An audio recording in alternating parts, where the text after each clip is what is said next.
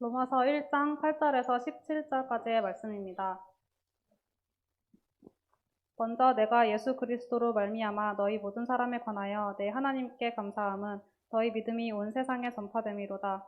내가 그의 아들의 복음 안에서 내 심령으로 섬기는 하나님이 나의 증인이 되시거니와 항상 내 기도에 쉬지 않고 너희를 말하며 어떻게 하든지 이제 하나님의 뜻 안에서 너희에게로 나아갈 좋은 길 얻기를 구하노라. 내가 너희 보기를 간절히 원하는 것은 어떤 신령한 은사를 너희에게 나누어 주어 너희를 견고하게 하려 함이니 이는 곧 내가 너희 가운데서 너희와 나의 믿음으로 말미암아 피차 아니함을 얻으려 함이라. 형제들아, 내가 여러 번 너희에게 가고자 한 것을 너희가 모르기를 원치 아니하노니 이는 너희 중에서도 다른 이방인 중에서와 같이 열매를 맺게 하려 함이로되 지금까지 길이 막혔도다. 헬라인이나 야만인이나 지혜 있는 자나 어리석은 자에게 다 내가 빚진 자라.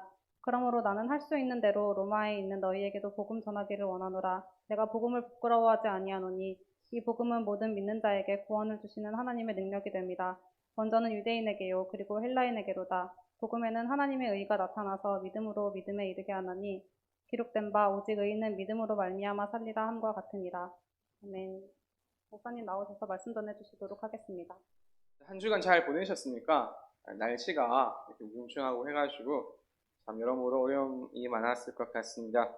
그럼에도 불구하고 날마다 하나님께서 부어주시는 그런 은혜를 누리는 저와 또 우리 청년들 되시기를 주님의 이름으로 축복합니다. 달력을 보니까 벌써 8월이지요. 벌써 8월이에요. 네. 시간이 참 잘 가죠. 네. 시간이 너무 잘 가는 것 같아요. 참 네. 이제 1년이 벌써 5개월도 남지 않은 것 같습니다. 4개월 며칠 정도 남았죠. 네. 벌써 한 해 절반이 넘어가는 이 시점에 어떤 말씀을 여러분들과 나누면 좋을까 고민을 좀 해보았어요. 하다가 우리가 이제 전 교회적으로 잠언 말씀을 묵상을 하고 있잖아요. 그래서 구약의 잠언 말씀을 묵상할까 하다가 잠언 말씀과 더불어서 신약의 말씀도 좀 같이 나누면 좋을 것 같다라는 생각이 들어서 로마서의 말씀을 함께 나누어 볼까 하는 생각이 들었습니다.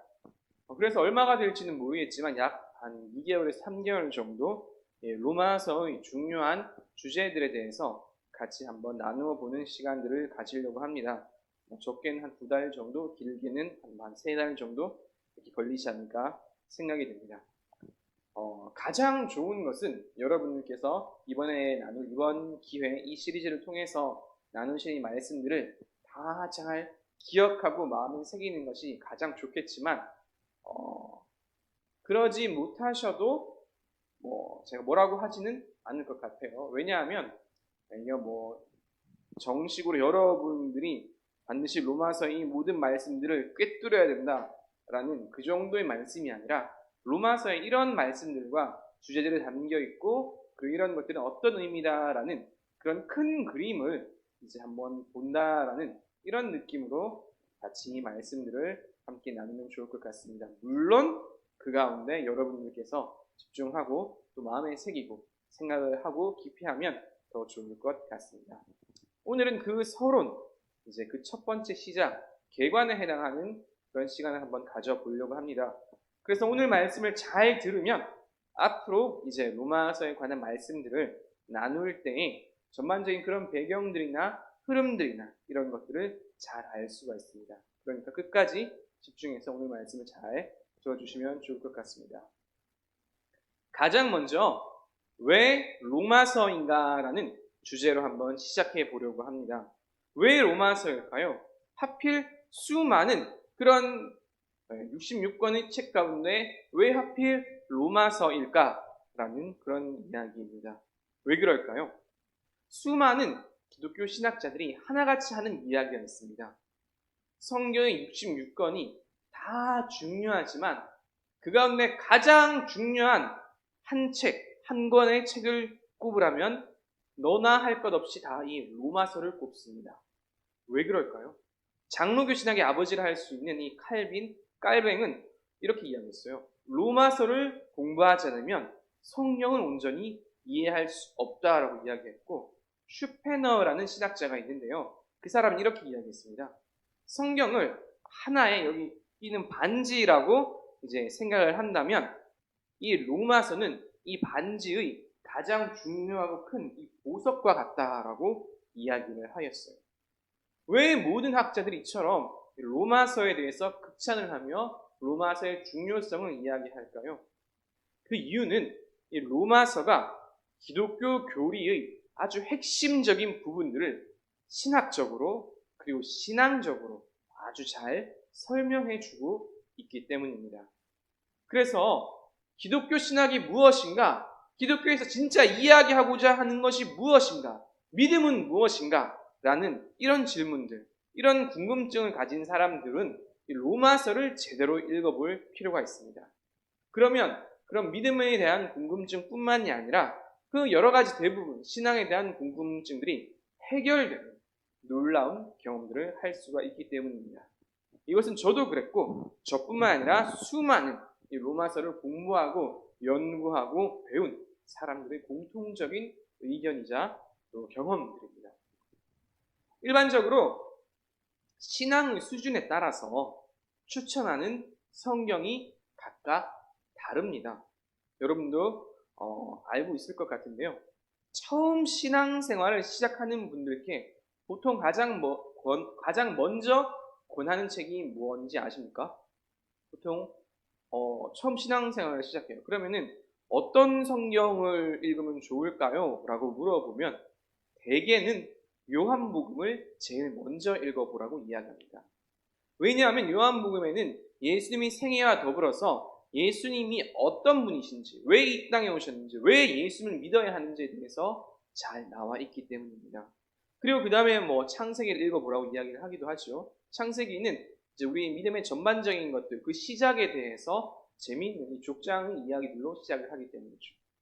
그리고 이제 그보다 조금 더 신앙생활을 하신 분들에게는 좀 다른 책들을 추천합니다. 목사님, 어떤 책을 읽으면 좋을까요? 라고 이야기를 했을 때 우리가 지금 묵상하고 있는 보통 이 잠언의 말씀을 추천을 많이 합니다. 잠언이나 시편, 그리고 신약 성경에는 빌립보서, 에베소서 이런 책들을 이제 보통 많이 추천을 하죠. 이런 성경책에는 보통 우리 신앙생활의 기준이나 모범이라 할 수 있는 그런 말씀들이 담겨 있고요. 또 구원받은 그리스도인으로서 어떻게 살아가야 하는가에 대한 삶의 모습, 삶의 지침들이 담겨 있기 때문에 이제 초신자의 모습을 벗어난 그런 성도들에게 이런 잠언이나 시편, 그리고 에베소서나 빌립보서 등에 대한 말씀들을 추천을 하죠. 그리고 이제 마지막으로 신앙에 대해서 어느 정도 좀 성숙하고 또 성경에 대한 궁금증을 가지고 계신 그런 고민들을 하고 계시는 분들께 읽으라고 하는 책이 바로 이 로마서예요. 이 로마서에는 진짜 복음이 무엇인지, 복음이 의미하는 것이 무엇인지에 대해서 잘 나타나 있으며 이것을 공부하면 우리의 신앙생활이 한층 더 성숙할 수 있는 그런 책이기 때문입니다.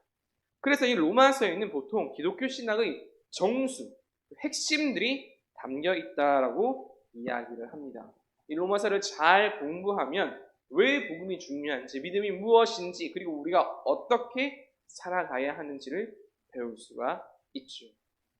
여기까지가 로마서를 왜 공부해야 하는지, 그리고 왜 로마서가 중요한지에 대한 이야기였습니다.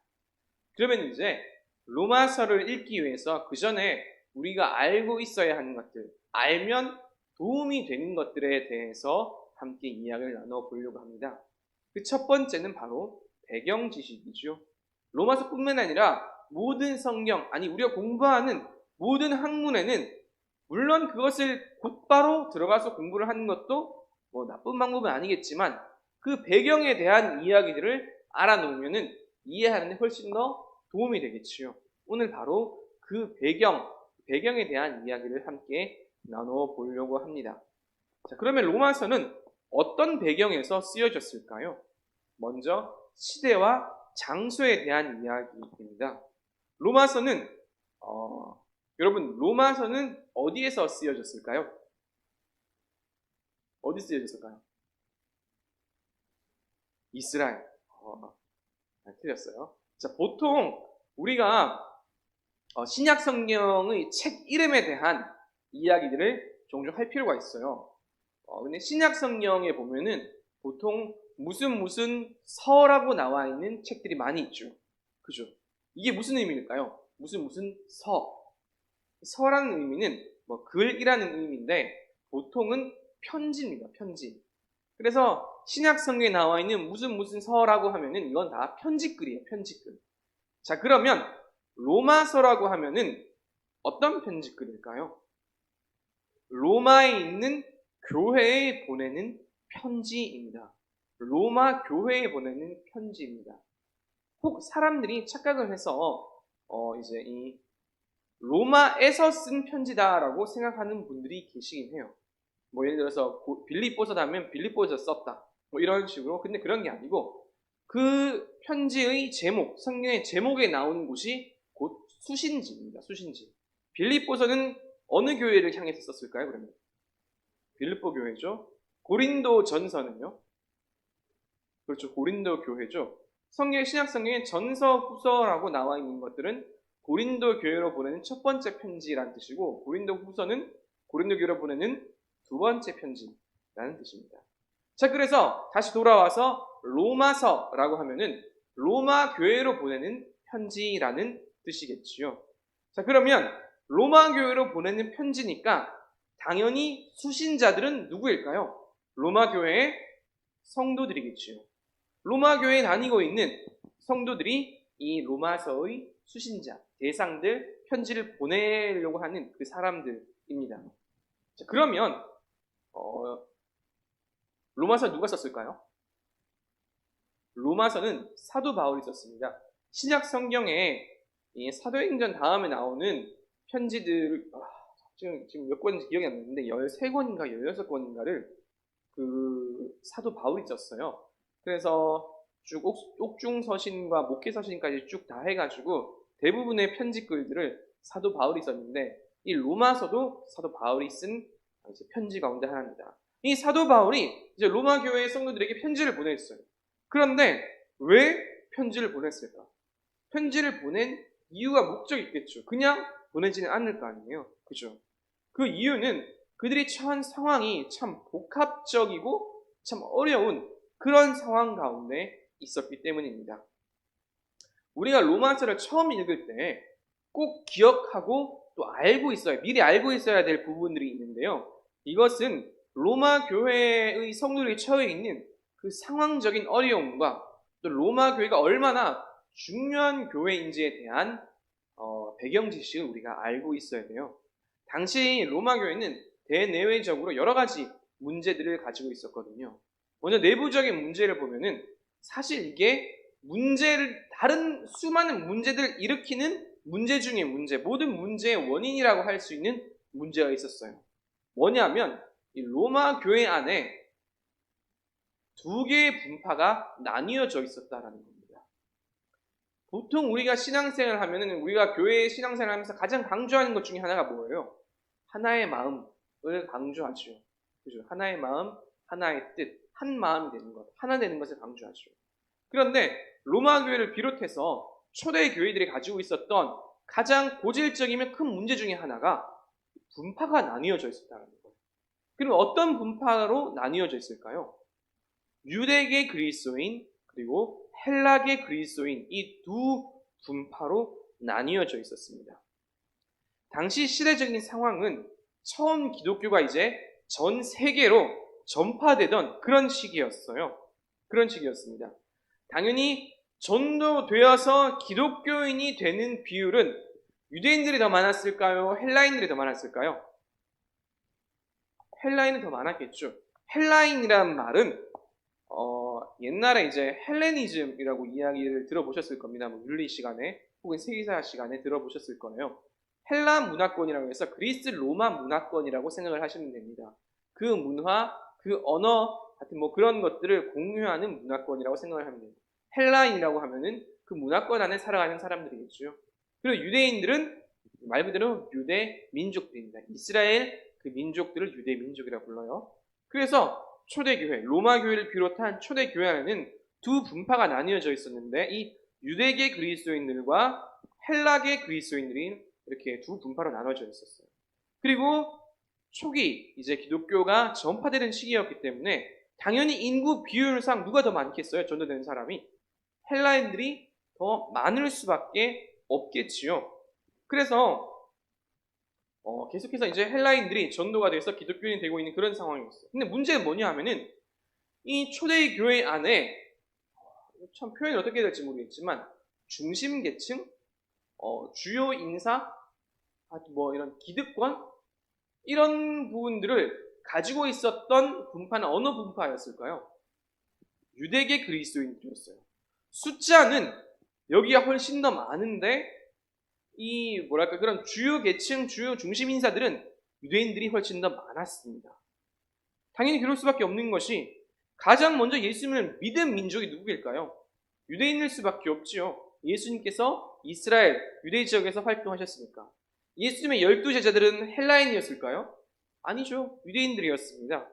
그럼 예수님의 부활과 승천을 본 사람들은 또 누구였을까요? 당연히 유대인들이었습니다.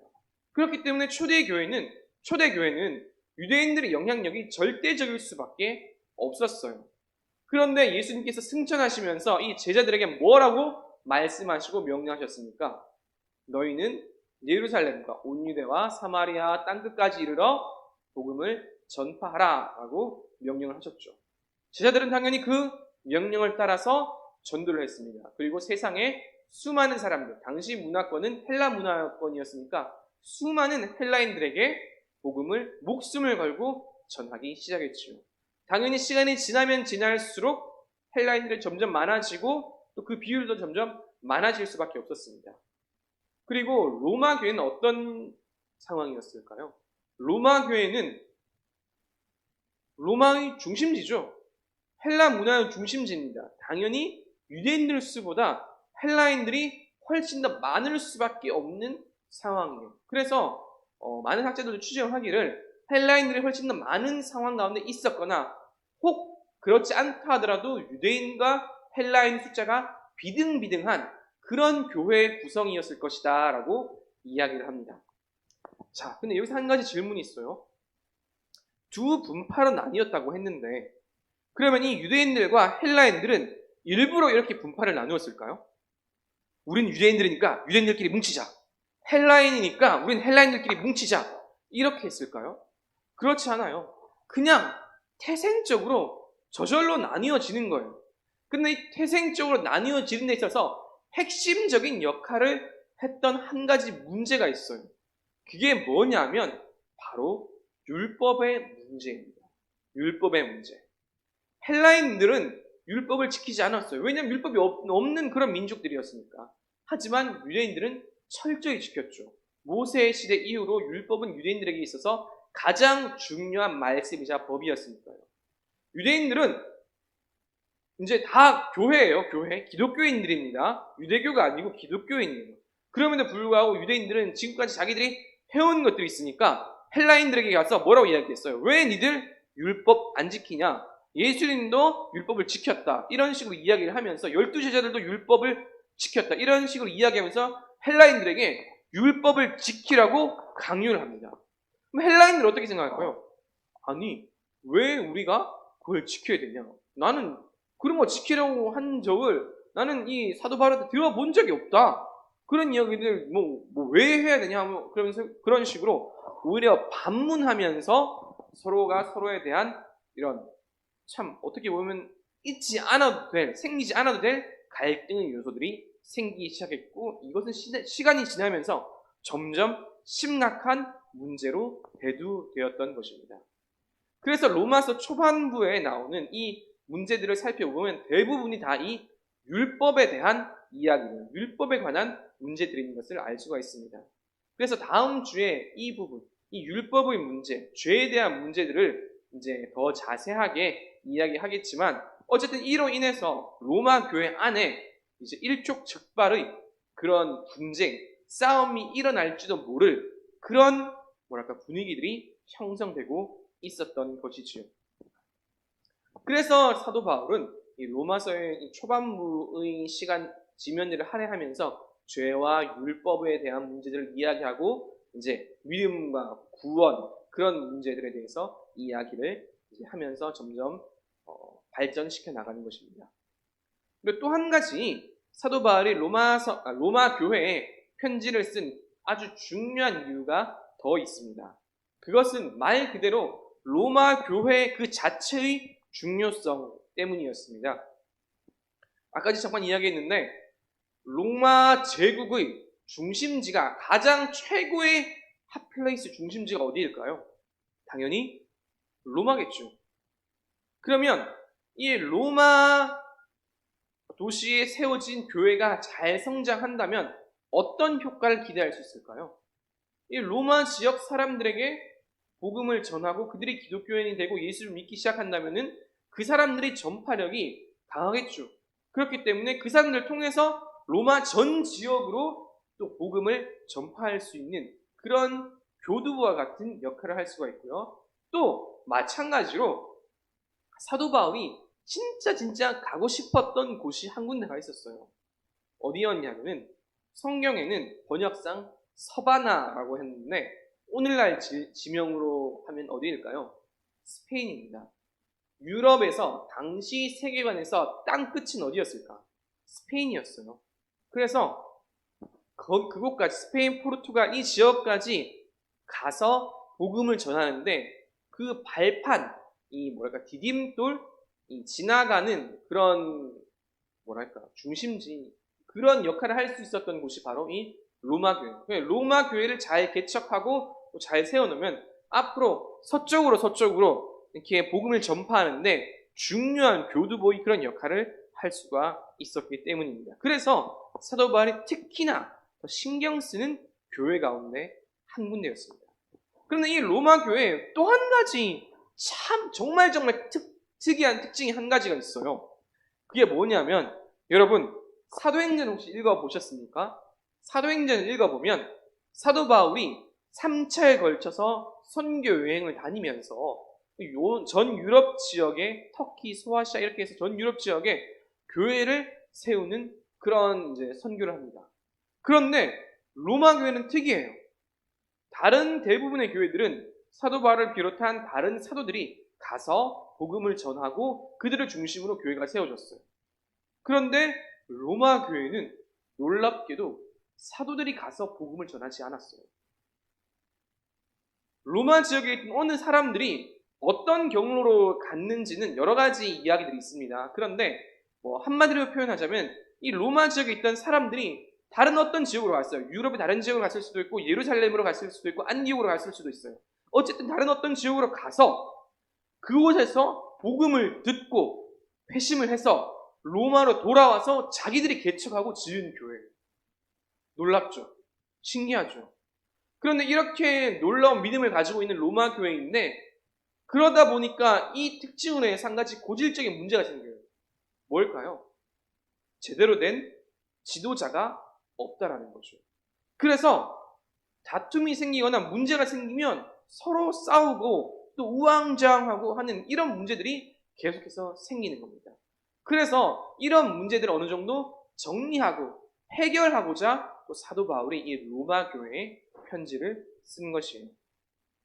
여기까지가 이제 사도 바울이 로마 교회에 이제 편지를 쓴 그런 목적과 이유에 해당한다고 할 수 있습니다. 정리를 하자면 로마서는 로마 교회에 보내는 편지이고 이 로마 교회도 다른 초대 교회들의 태생적인 문제와 동일하게 이 유대인과 헬라인의 구분이라는 문제를 가지고 있었고 이로 인해서 서로가 서로에 대해서 이제 갈등하고 있는 상황이 있었습니다. 그리고 온전한 지도자가 없었기에 우왕좌왕하고 있는 이런 여러 가지 문제들을 가지고 있어서 이 모든 문제들을 정리하고 어느 정도 해결하고자 사도 바울이 로마 교회에 편지를 썼다라고 정리를 할 수가 있겠죠.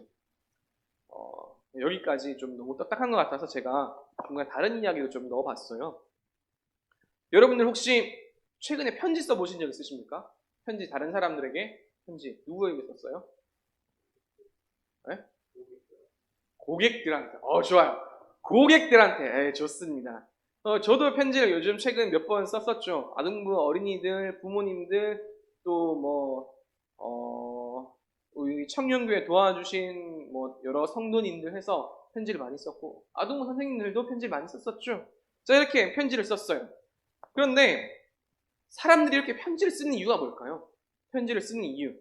당연히 다양한 이유들이 있겠죠. 말 그대로 단순하게 진짜 그냥 그야말로 안부를 물어보기 위함일 수도 있고, 또한 어떤 뚜렷한 목적이나 이유를 가지고 쓸 수도 있고, 방금 이야기했듯이 고객 관리의 차원에서 편지를 쓸 수도 있고, 또 마음을 전달하기 위해서, 내 마음이 어떻다 표현하기 위해서 쓸 수도 있겠죠.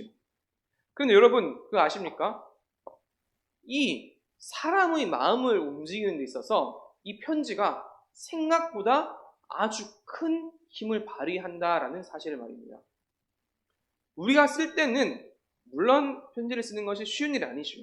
그런데 우리가 쓴 그 노력보다 훨씬 더 큰 힘을 발휘하는 것이 바로 이 편지의 능력이에요. 생각보다 이 편지를 받으면 많은 사람들이 감동해요. 물론 나는 그 사람이 내 마음을 알아주길 위해서 편지를 썼지만 내가 생각했던 것보다 상대방이 더 많이 감동하는 모습을 꽤나 자주 저는 경험을 했어요. 그래서 이게 문제가 생기거나 혹은 어떤 중요한 일을 다루기 위해서 편지를 써야 되겠구나라는 것을 참 저 목회를 하면서 많이 경험을 한 적이 있었어요. 저희 목사님도 편지 엄청 많이 쓰시죠. 그 이유가 사람을 움직이는 힘이 편지에 있기 때문입니다. 사도 바울이 쓴 이 로마서에도 이 모든 것들이 다 담겨 있었어요. 로마 교회 사람들에게 전하는 그런 안부의 이야기도 담겨 있었고요. 로마 교회를 어떻게 생각하는지 자신의 마음도 참 많이 잘 담겨 있었습니다. 그리고 그들이 가지고 있는 그런 문제들을 어떻게 해결하면 되는지에 대한 조언들도 담겨 있었고, 또 이 로마 교회에 왜 내가 가고 싶어 하는지, 어떤 목적이 있는지에 대해서도 그런 밝히는 그런 여러 가지 이야기들이 참 많이 담겨 있는 책이 바로 이 로마서이죠. 그리고 이 모든 것들과 더불어서 로마서를 쓴 진짜 목적이 담겨 있는 장이 있는데 바로 로마서 1장입니다. 로마서 1장에는 그러면은 사도 바울의 어떤 목적, 어떤 내용이 담겨 있을까요? 우리 이것을 위해서 우리 오늘 말씀 11절과 12절 말씀을 우리 함께 읽어보도록 하겠습니다. 로마서 1장 11절과 12절의 말씀이에요. 우리 두 절의 말씀을 한 목소리로 다 함께 크게 읽어보겠습니다. 시작. 내가 너희 보기를 간절히 원하는 것은 어떤 신령한 은사를 너에게 나누어 주어 너희를 견고하게 하려 함이니 이는 곧 내가 너희 가운데서 너희와 나의 믿음으로 말미암아 피차 아니함을 얻으려 함이라. 아멘. 사도 바울이 로마서를 쓴 진짜 목적을 찾으셨습니까? 두 가지 아주 중요한 이유가 있지요. 첫 번째는 신령한 은사를 나누어 주어 너희를 견고하게 하려 함이라. 견고하게 하려 함이라. 그리고 두 번째는 믿음으로 말미암아 피차 안위함을 얻으려 함이라. 안위함, 위로라고 할 수 있겠지요. 네. 견고하게 하고 안위, 위로하는 것. 이 두 가지가 로마서를 쓴 가장 큰 목적이라고 할 수 있습니다.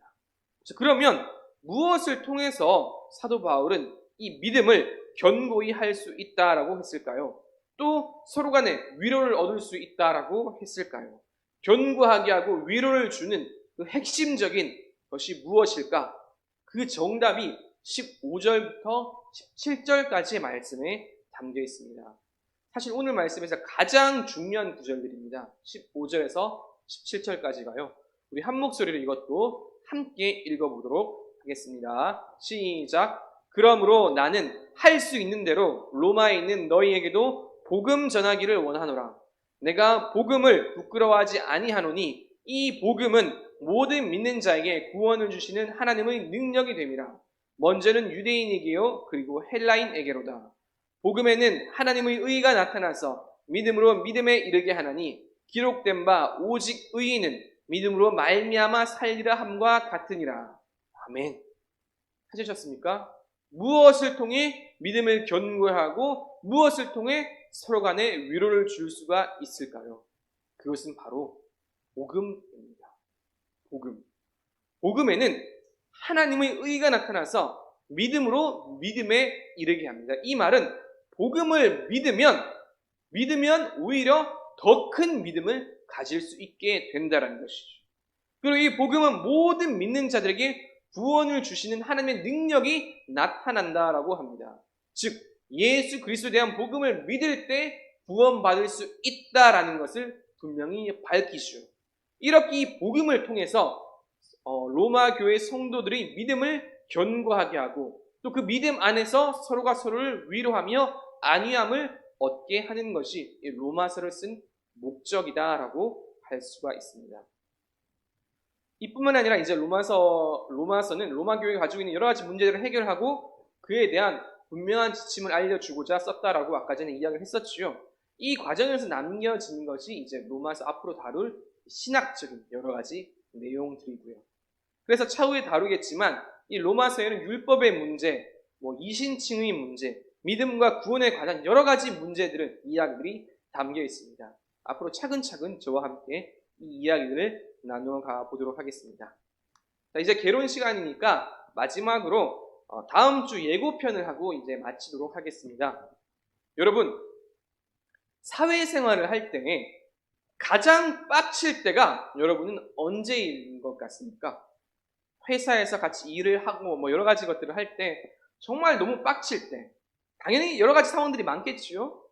그런데 그 가운데 정말 사람으로 하여금 열받게 하는 것은 이런 거예요. 나는 열심히 하는데 쟤는 안 해.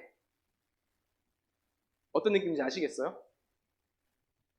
나는 지금 미친 듯이 막 바쁘고 막 정신없는데 쟤는 보니까 한가하게 폰 보고 있어. 그러면 사람이 빡쳐요, 안 빡쳐요?